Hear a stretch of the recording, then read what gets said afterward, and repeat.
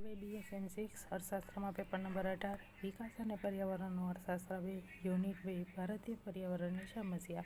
એમાં આપણે જોઈએ કે ગ્લોબલ વોર્મિંગની અસરોને મર્યાદિત કરવાના ઉપાયો એટલે ઓછી કરવાના ઉપાયો, એની અસરોને એટલે કે હવામાનના તાપમાનમાં જે અસરો પેદા થાય છે એને દૂર કરવાના ઉપાયો કે સૂચનો એટલે નવા જંગલોનું સર્જન અને અસ્તિત્વમાં તેનું રક્ષણ કરવું જોઈએ.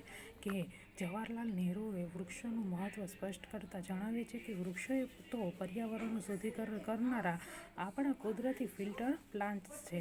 તેથી જો આપણે કાર્બન ઉત્સર્જન અને કાર્બન શોષણ વચ્ચે સંતુલન સ્થાપિત કરવા માંગતા હોઈએ તો વધુને વધુ નવા વૃક્ષો વાવીને અને જે જંગલો અસ્તિત્વમાં છે તેનું જતન અને રક્ષણ કરવું જોઈએ. આમ કરવાથી વિશ્વના બધા દેશોએ કટિબદ્ધ થશે તો જ ગ્લોબલ વોર્મિંગની અસરોને મર્યાદિત કરવામાં સફળતા એટલે કે ગ્લોબલ એટલે હવામાન એટલે તાપમાનમાં જે વધારો થાય છે એને ઘટાડો કરી શકશે. એટલે એ મર્યાદાઓને આપણે અસરોને આપણે મર્યાદિત કરી શકીએ. પછી કૃષિ ક્ષેત્રે જે ખાતર અને દવાઓનો વપરાશની પદ્ધતિ બદલાવી જોઈએ. કે કૃષિ ક્ષેત્રે જે વપરાતા રાસાયણિક ખાતરો ભૂમિને ઝેરીલી બનાવવાની સાથે અનાજને પણ ઝેરીયુક્ત બનાવ્યું. તેથી ખેતીમાં વપરાતા રાસાયણિક ખાતરોનો વપરાશ બંધ કરીને તેની જગ્યાએ દેશી અને સેન્દ્રિય ખાતરનો વધુને વધુ ઉપયોગ કરવો જોઈએ. એ જ રીતે પાક સંરક્ષણ માટે જે રાસાયણિક જંતુનાશક દવાઓનો ઉપયોગ કરવામાં આવે છે તેની જગ્યાએ વિવિધ વૃક્ષોના પાનમાંથી બનાવેલી કુદરતી દવાઓનો ઉપયોગ વધારવો જોઈએ. પછી છે કે સ્વચ્છ ટેકનોલોજીના ઉપયોગ તરફ વળવું જોઈએ. કે ઉદ્યોગોમાં વપરાતા જે રાસાયણિક વાયુઓને કારણે ગ્લોબલ વોર્મિંગ પેદા થાય છે. આમ ગ્લોબલ વોર્મિંગ એ ઔદ્યોગિક વિકાસની આડપેદાશ છે. તો તેનો સાચો ઉપાય એ છે કે વિકાસનો થોડો ભોગ આપીને પણ સ્વચ્છ ટેકનોલોજી અપનાવવી જોઈએ. એવી ટેકનોલોજી તરફ વળવું જોઈએ કે જેમાં રસાયણો અને ઝેરી વાયુઓનો ઓછામાં ઓછો ઉપયોગ કરવાની જરૂર પડે તે હોય. આ ઉપરાંત અસ્તિત્વ ધરાવતા ઉદ્યોગો માટે પર્યાવરણલક્ષી ઓડિટ ફરજિયાત બનાવવો જોઈએ. કે આ ઓડિટ દ્વારા જે ઉદ્યોગોની ઉત્પાદન પદ્ધતિ પર્યાવરણ પર નકારાત્મક અસર કરતી હોય તે ઉત્પાદનને પદ્ધતિ બદલવાની કાયદાકીય ફરજ પાડવી જોઈએ. પછી છે ગ્લોબલ વોર્મિંગ માટે લોકોમાં જાગૃતિ પેદા કરવી જોઈએ. કે સામાન્ય લોકો ગ્લોબલ વોર્મિંગથી જે પ્રતિકૂળ પરિસ્થિતિનું નિર્માણ થાય છે તેનાથી બિલકુલ અજ્ઞાત છે. તેથી જનજાગૃતિના વિવિધ કાર્યક્રમો દ્વારા સ્થાનિક લેવલે અને અપર લેવલના લોકોને ગ્લોબલ વોર્મિંગ શું છે, તેના કારણે પેદા શું થઈ રહ્યું છે, તેની માઠી અસરો કેવી છે અને માનવજાત અને અન્ય જીવસૃષ્ટિ માટે તે કેટલી ખતરનાક છે તેની સરળ સમજ પૂરી પાડવાની સાથે સાથે આપણે વ્યક્તિગત રીતે અને સામૂહિક રીતે આ ગ્લોબલ વોર્મિંગને નિયંત્રિત કરવા શું કરવું જોઈએ તેની ઊંડી સમજ પૂરી પાડવી જોઈએ. એટલે લોકોમાં જનજાગૃતિ પેદા કરવી જોઈએ.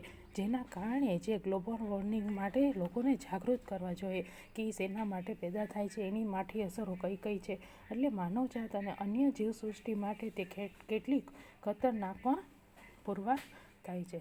પછી છે કુદરત આધારિત ઉર્જા સ્ત્રોતો વિકસાવવા જોઈએ. કે ઉર્જા સર્જનના પ્રવર્તમાન કૃત્રિમ સાધનો હવામાં પ્રદૂષણ પેદા કરવામાં બહુ મોટો ભાગ ભજવે છે. કે ઉર્જા સર્જનના પ્રવર્તમાન કૃત્રિમ સાધનો હવામાં પ્રદૂષણ કરવામાં બહુ મોટો ભાગ ભજવે છે. તેથી તેની જગ્યાએ ઉર્જાના ઉત્પાદન માટે કુદરતી સાધનો જેવા કે પવન ઉર્જા, સમુદ્રના મોજામાંથી મળતી ઉર્જા, થર્મલ એનર્જી, બાયોફ્યુઝલ, ડીઝલ જેવા સ્ત્રોત તરફ નવેસરથી મીટ માંડવું જોઈએ. એટલે નવેસરથી પદ્ધતિ અપનાવી જોવે. પછી છે વિશ્વ સમુદાય દ્વારા ગ્લોબલ વોર્મિંગને નાથવા નક્કર પ્રયત્નો કરવા જોઈએ. કે ગ્લોબલ વોર્મિંગ એ કોઈ એક પ્રદેશનો પ્રશ્ન નથી. સમગ્ર વિશ્વના એક દેશ એક વ્યક્તિની સમસ્યા છે. કે ગ્લોબલ વોર્મિંગ એટલે કે તાપમાનમાં વધારો એ કોઈ એક દેશની સમસ્યા નથી. સમગ્ર વિશ્વના એક દેશ એક વ્યક્તિની સમસ્યા છે. તેથી વિશ્વના બધા દેશોએ સાથે મળીને આ સમસ્યા હલ કરવા માટે નક્કર અને નિષ્ઠાપૂર્વકના પ્રયત્નો હાથ ધરવા જોઈએ. અલબત્ત આ દિશામાં કેટલાક પ્રયત્નો જરૂરી થયા છે પરંતુ તેના ધાર્યા પરિણામો આવ્યા નથી. તેના કારણે તાપમાનમાં વધારો થવાની વધતી જતી સમસ્યાની ગંભીરતાનો સ્વીકાર કરીને તેને હલ કરવાના પ્રયત્નો હાથ ધરવા પડશે.